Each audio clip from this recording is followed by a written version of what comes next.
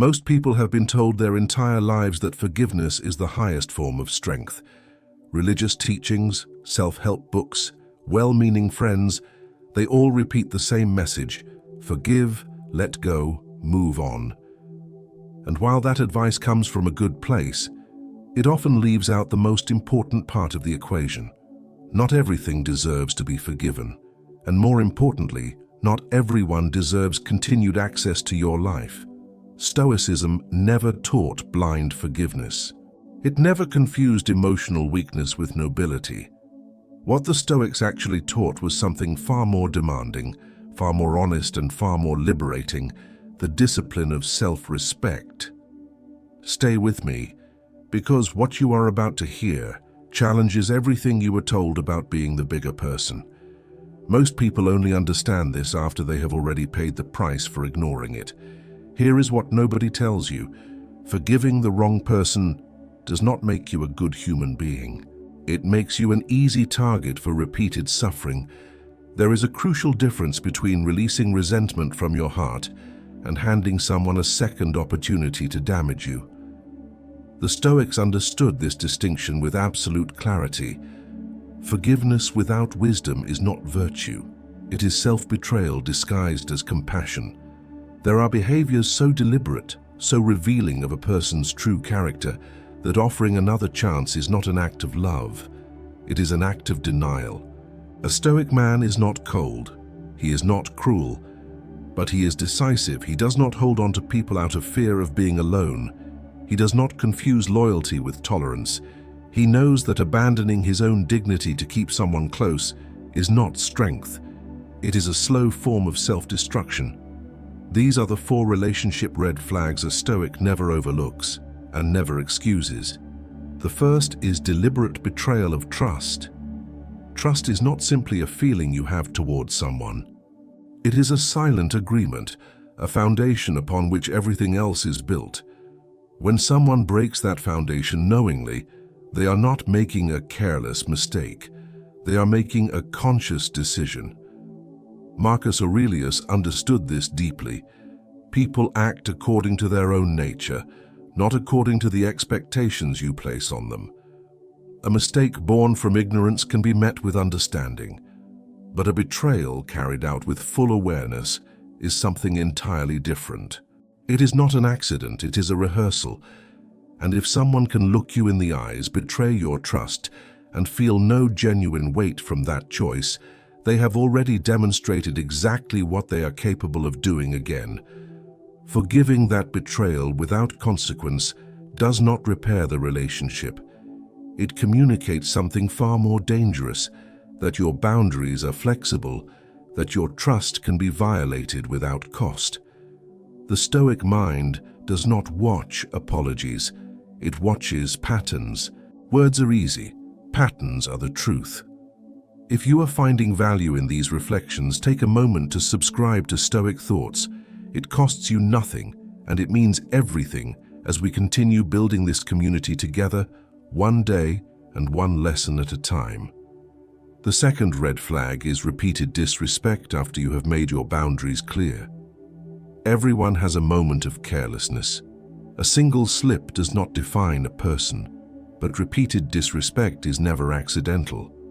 When you communicate clearly where your limits are and someone crosses them again, that person is not confused about what you want. They are quietly testing how much you are willing to absorb before you actually do something about it. Epictetus taught one of the most uncomfortable truths in all of Stoic philosophy. We teach others how to treat us through what we consistently allow. Every time you forgive disrespect without consequence, you send a message. And that message says that your dignity is negotiable. A Stoic does not chase respect. He does not beg for basic decency. He simply withdraws his presence because his presence carries value. And where value is not recognized, it should not be offered freely. Pay attention to this next warning, because this particular red flag is the one that holds people captive the longest. It does not arrive with aggression. It does not announce itself loudly. It enters quietly, wearing the face of emotion, and it dismantles a person from the inside without ever raising a hand. The third red flag is emotional manipulation and psychological games. Of all the betrayals a person can experience, manipulation is among the most damaging, because it does not target the body, it targets the mind. Gaslighting, guilt-tripping, emotional withdrawal used as punishment, subtle threats disguised as vulnerability, none of these are expressions of love. They are instruments of control. Seneca warned that those who seek dominance over another person's emotional state are almost always enslaved by their own insecurity. A manipulative person cannot survive your independence. Your confidence threatens them, your clarity unsettles them, and so they work, and sometimes consciously, sometimes not, to keep you doubting yourself, questioning your perceptions, and dependent on their approval. The Stoic does not negotiate with manipulation. He does not try to out-argue it or explain it away.